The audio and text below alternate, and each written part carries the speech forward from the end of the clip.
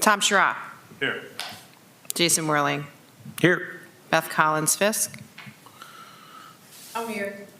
Sherry Waddington. I'm here. Chris Mailing. Here. Annette Salet. Here. Barb Rose. Bernie Seiler. Here. Larry Wren. Devin Johnson. Sean Coakley. He's excused. Tondra Frisbee. Excused. And Linda Carroll. Dave Waddington. And Dave Waddington. Yep, here. All right, looking over December's minutes. Any corrections, deletions? The motion to approve. We need to add Dave I move we approve. Second. All in favor? Aye. Okay. All right, we'll get into old business and updates. I was not in town for winter break camp. I have been there for out-of-school programming, but Linda, if you want to, Chris, want to talk about how it went over the break? Absolutely. I thought Tondra and the staff did a fabulous job with the children over the 2 weeks. Some of the activities that she had planned for them are activities that I know they wouldn't have had the opportunity to do outside of the rec center. We had the area metro parks there doing archery. They had fishing. They had, Sean was there, Linda's husband, doing art with them. Just overall, it was just a wonderful 2 weeks to see, and the kids smile on their faces, happy. Some of them didn't want to leave at the end of the day, so I knew we were doing a great job to hear that. Yeah. But just the planning that she put in and the staff stepping up and really being involved with the kids. The police department was out there, especially the program with the K-9 unit. The kids absolutely loved that. And then to be able to play dodgeball against the police and the fire department, and then they did a pickup flag football game. So it was just an overall great 2 weeks, and it was great to hear such positive things come out of that, not only from the parents and the guardians of the children that were involved, but in the community in general when I was out.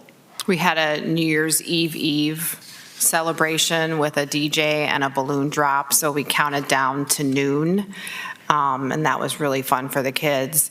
We had lunch donated every day, so we want to thank Lee's Famous Recipe, Pizza House East, help me out, Chris, Cindy Franchetti, Bay Bell, Bay Bell Restaurant, Sandusky Munchies, and Berardi's? No? Berardi's. So they all donated lunch, which was really outstanding that the community stepped up for that. We had, for each week, we had about 100 kids signed up, and on average, there was about 70 to 75 kids each day in the building.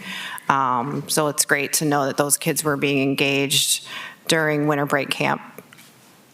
Also, Dragon King was there twice. They were there week 1 and week 2 with reptiles, and kids got to hold a snake, and I know.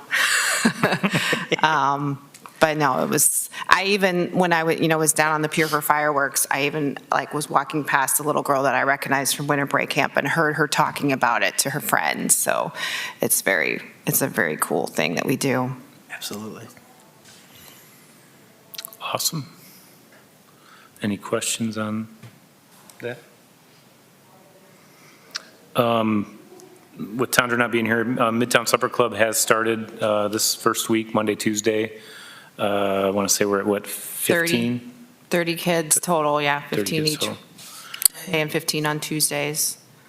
So there will be smells of food cooking Yeah, soon. so this year's it's a Mardi Gras theme, and she's pulled in the Make It So program, the Mohawk music and dance with In Motion with Morgan, and then Lights, Camera, Action with Curtis Brown is doing a theater, and everything that they're doing is Mardi Gras themed.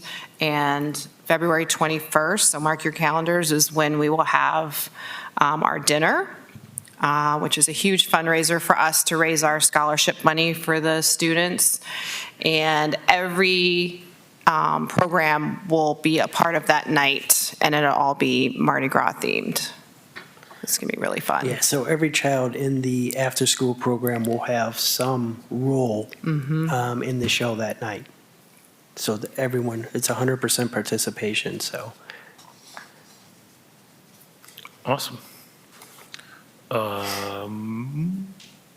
Annette, with the ice rink? I'm actually going to close out the golf course first. Okay. Since it's the end of the year, I want to close that out with some final numbers, and then I'll go into the ice skating rink. So our final numbers are our revenue for 2022 was $259,917.80. That is like $10,700 more than last year. So we did have an increase in revenue. So the revenue did increase for that. In regards to rounds, our total number of rounds for last year was 16,659, which we were up by over 500 rounds, which I find out today that actually was pretty good, because when we had our visitor, Cleveland Metro Parks rounds were down by 1% this year from last year. So we are still showing an increase in rounds, and we're showing that gain. So that's a very positive thing. I attribute that not only to, we gained another school for, with the St. Mary's boys coming over. But then I also would say that we've really had an influx of that 20-something age group that we really want to capture as well. So we are seeing more of that age group golfing. So we're going to put our heads together with our advisory committee and work on some other things to get some other age groups involved. So questions on golf? Is there anything, I have all the data if you guys, I just didn't make a copy for you. If there's anything you want to see.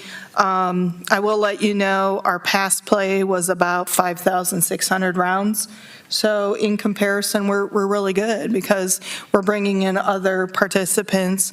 Our free junior rounds, that was, that could be anything from, the schools that participate, and then free was 530 rounds. So those were just two of the things that I thought stood out. So any questions? Savista Ice Skating Rink. I actually have given you our running total now from when we opened all the way through Thursday, January 4th. That was our Savista Bank, our free night, which they provided free hot chocolate, and they also provided a gift, which was a very nice scarf that they gave. Weather was kind of icky. It was like spit and rain, but we still had 77 skaters there, which is really pretty good. We have seen, obviously, when we do have events down in the Mylander Pavilion, we are attracting a large population. The week of Winterfest, we had 420 skaters down there. So that really that's great when we end up having that. And then depending on, I have found just in viewing it, when the weather is decent, we do get a decent number. Right towards like the Thursday before New Year's Eve, we ended up having 83 skaters. So it was a nice mild night, and people are wanting to come out. Some of the feedback we're getting, I received an email, and Jason did receive an email as well, from a Milan councilman. And he just asked a number of questions. I replied as well. And they are, as he put it, very excited as to what we're doing here, and how did you come about the process? And so we just kind of gave him everything. We asked a lot of the questions about that. So people are recognizing it. I think this year the ice is better quality, much better. And it also helps having Eric and Scott James taking care of it, because maintenance is key. keeping it clean and putting that enhancer on it does make a huge difference with the quality of the skate. I would say the equipment is much better than we had when we rented it. The skates are better. I have found that even sharpening, we don't need to sharpen them as near as much as we did, and I know that that's been a positive thing. We finally received our our racks for our skates, and we're awaiting our trailer. I believe mid-February that will be coming.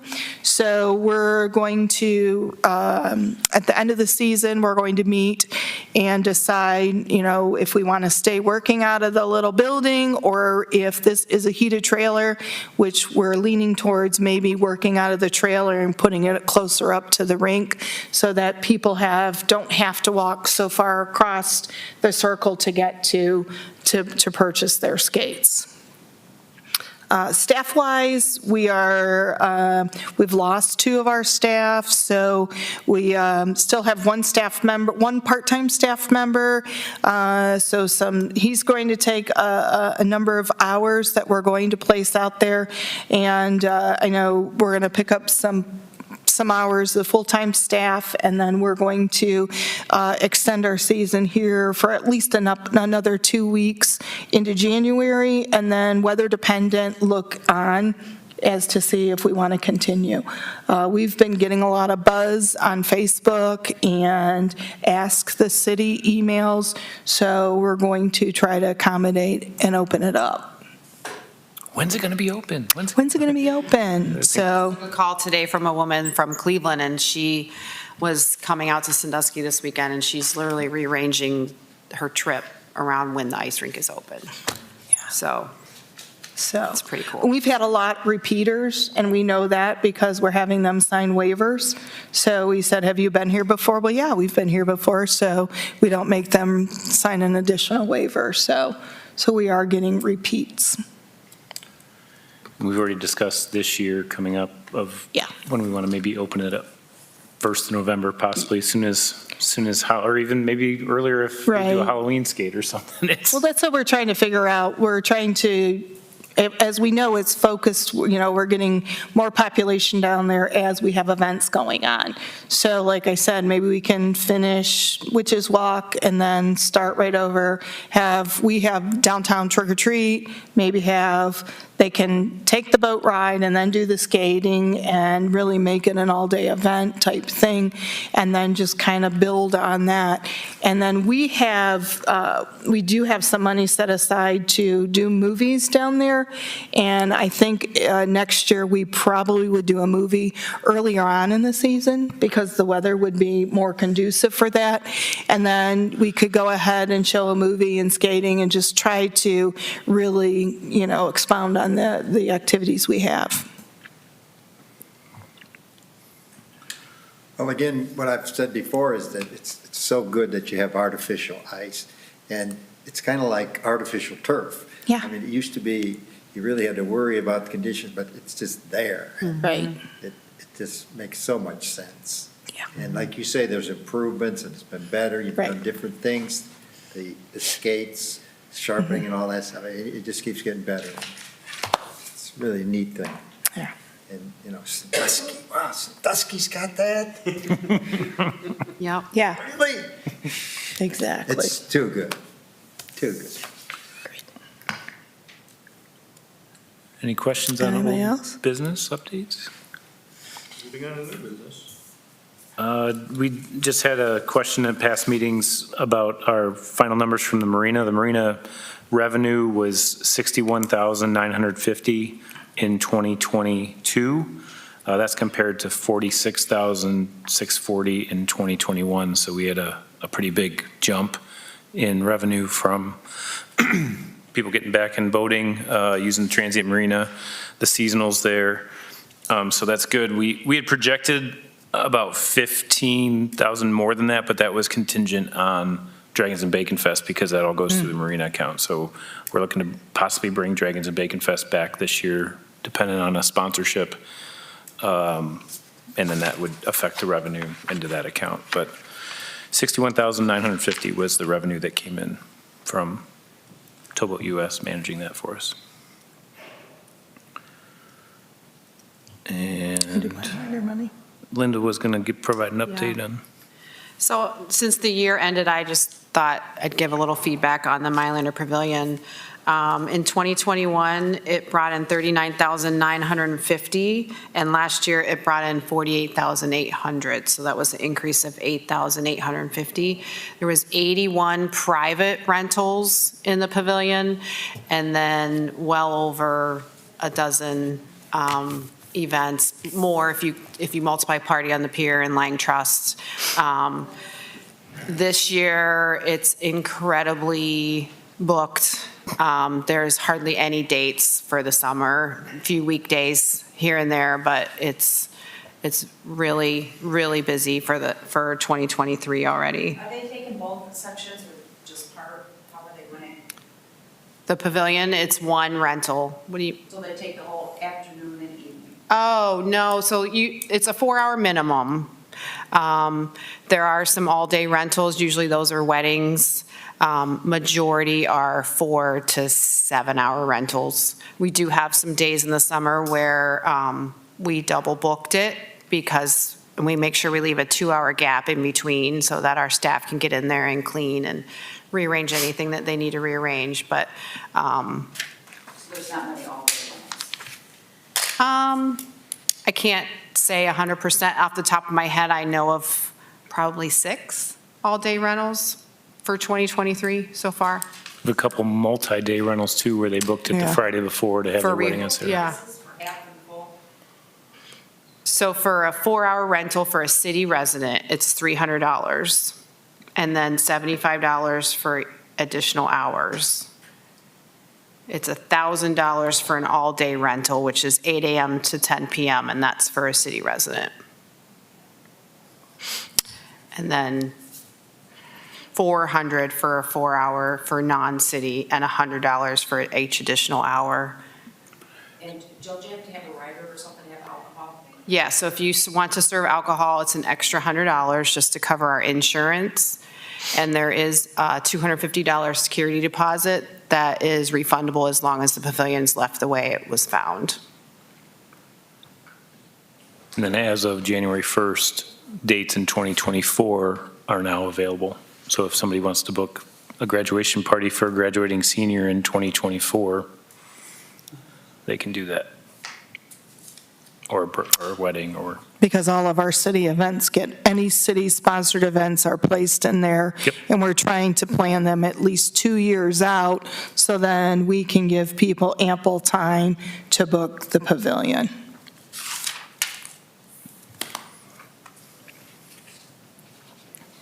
All right, Jason, moving on. all right, speaking of events, we're getting the calendar ready, and hopefully we'll have that out much earlier than the past couple of years that we've had some pandemic-related delays and whatnot. We met with Steve from Advantage Entertainment to go forward with the Party at the Pier for this year, so there'll be 8 or 9 dates that we're looking at. That'll be Thursday nights. Spoke with Sarah from the Lang Trust, and they're interested in partnering again this year with those 4 events that they did in the past 2 years, so looks like a total of 12 or 13 events total. Party at the Pier will start on Thursday, June 29th. The Lang Trust events will start on Juneteenth, which is June 19th on a Monday. And we're just going to start lining up all the different bands and talent. We did make a decision to push all the Lang Trust would start at 7:30, the Party at the Pier would start at 7. We're pushing everything to 7:30 this year to relieve some of the confusion, and then also try and promote folks to stop somewhere, in town to eat or drink before they come out to the event. So we'll see how that goes, but we're looking forward to another season. And then we also have Bike Week and Pride and Ironman coming back, so that's just the event side of things. Will the Dora Cup situation still be the same this summer? You mean for Bike Week? I believe it's going to be the same situation to where you can't take a Dora Cup into their event space and you can't take their event drinks out of it. I think we're still working on that, but we're much more ahead of the game than we were last year on trying to get these things nailed down. And a lot of it's just going to be repeating what we did last year to try and alleviate any headaches. Any questions on that? New business questions? Can I update on Mills, the golf course? Yeah, about today? Yeah. Yeah. Yeah, definitely. So just a couple updates on that. The ODNR grant, the ODNR grant is actually, we just received all of our signatures internally. It'll be sent back to ODNR. They'll sign off on it. We'll be able to get our money then for the cart path. So that is in process. That is one thing we checked off the list. Thanks to Chris, we were able to meet today with Damian Cosby, who is he's the golf, what's his title? He's the golf executive for the Cleveland Metro Park. Golf executive for the Cleveland Metro Parks. We invited our advisory committee, who is Bernie was there, Chris, Tom was there, Alec from the planning committee, Tim McKenna, who is on the advisory, and then Paul Hamburger, who is an employee, were there. I had sent him some information that we had gathered from our advisory through our meetings, and just kind of gave him some insight on what, kind of the background history on the golf course. And he was able to enlighten us today with a lot of valuable information on, maybe some things and how we can proceed with our, priority lists of things we'd like to do at the course.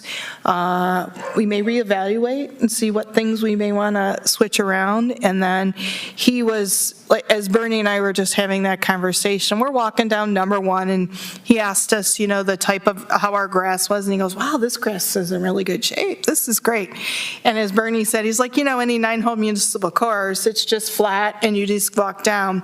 He got to the top of the hill out on 2, and he stopped in his feet, he looked at me and he goes, wow, this is great. He said, I had sent him some pictures, and I had sent him a map and some pictures, and he says, those don't do your course justice at all. He says, your elevations and some of the things that your course has to offer, he said, with the creek going right through it, he said, we really need to take advantage of that. And he said, you have great bones in this course, and there are things that you can do that would make it awesome. So Looking at it when everything's dead, dead, too, dead. And we talked about the low mow areas and the no mow areas, and we talked about a pollinator garden, and we talked about all of those things. We talked about a year-round facility and how we can make Mills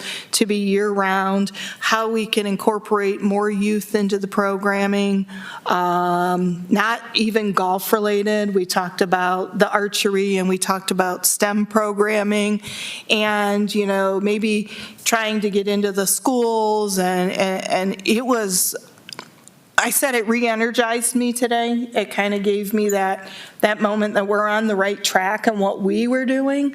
I think our advisory committee that we put together is very strong, and everybody has so much to bring to the table. It just, reinforces the committee that we did put together. So we're looking forward to it. We are going to, our advisory committee is going to regroup, talk about some of the things that we took from today's meeting. He has invited us out to the Metro Parks in Cleveland to view his courses and, take a look at it. And he was saying that he would love for us to come to Shawnee, right, Tom? That's the one they're just getting ready to redo.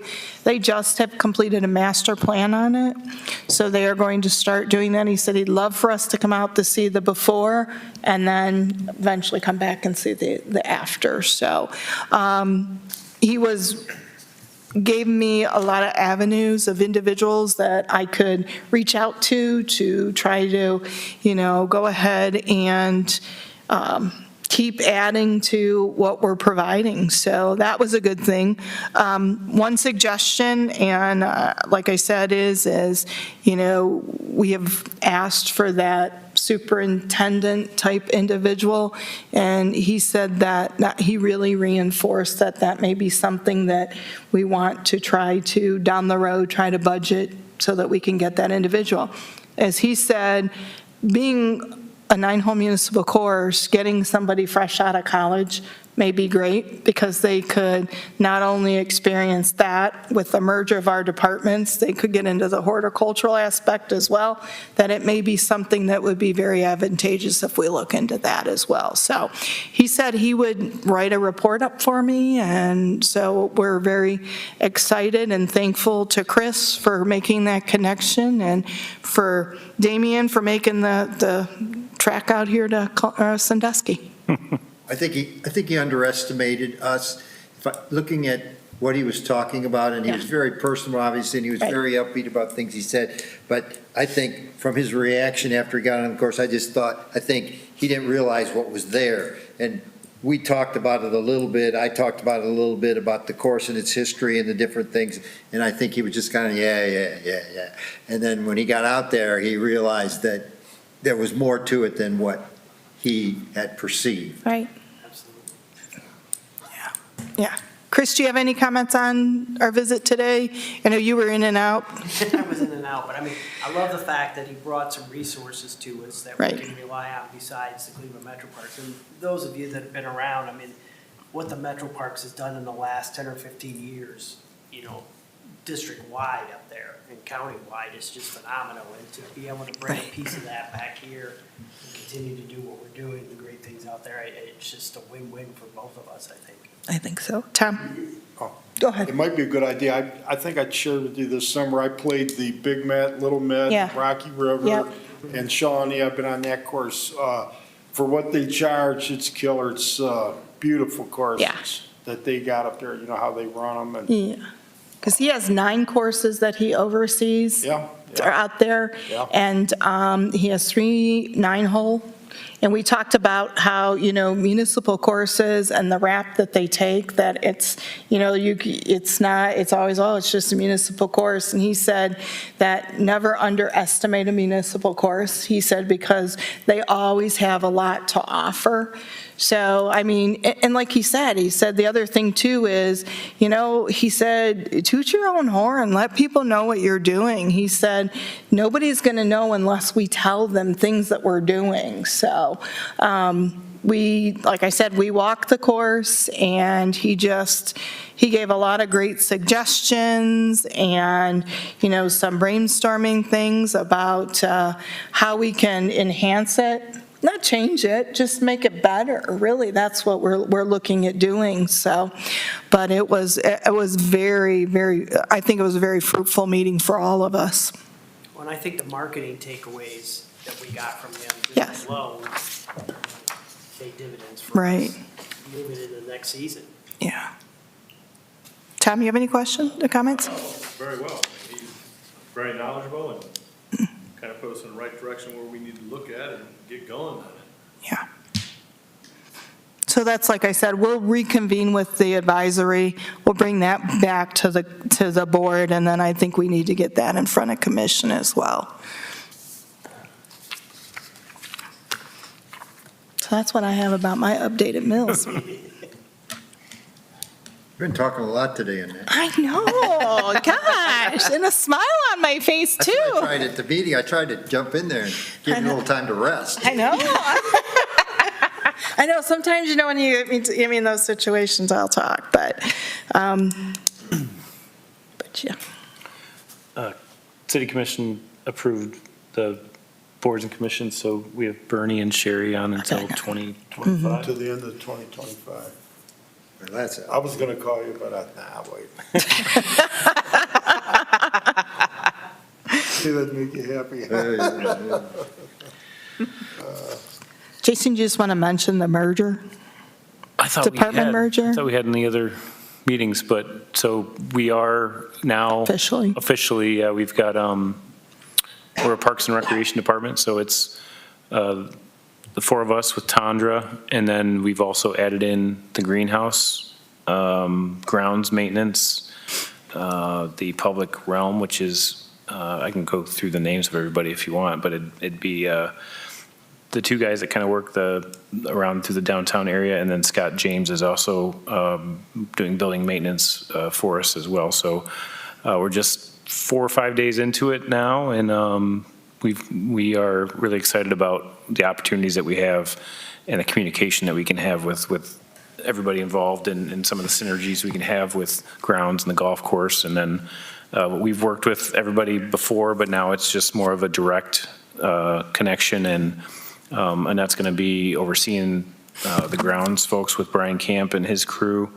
I'll be overseeing the greenhouse, and then also Scott James and Eric Cromer. And then we have Kevin Fitz that's coming on, who's going to be working with the public realm folks too. So we've more than doubled, and we look forward to the future with being that Parks and Recreation, and not just talking about programming anymore. Where it's going to be great to really go into OPRA in a couple weeks here and have a different perspective of what we're looking at. Any questions on that?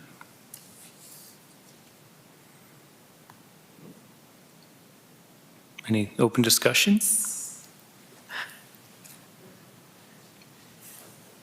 I said silence. Hey, Rod, speaking of that, Jason and I were walking the course today. We do your walk, your cleanup stuff. We need to spend a day at the mills.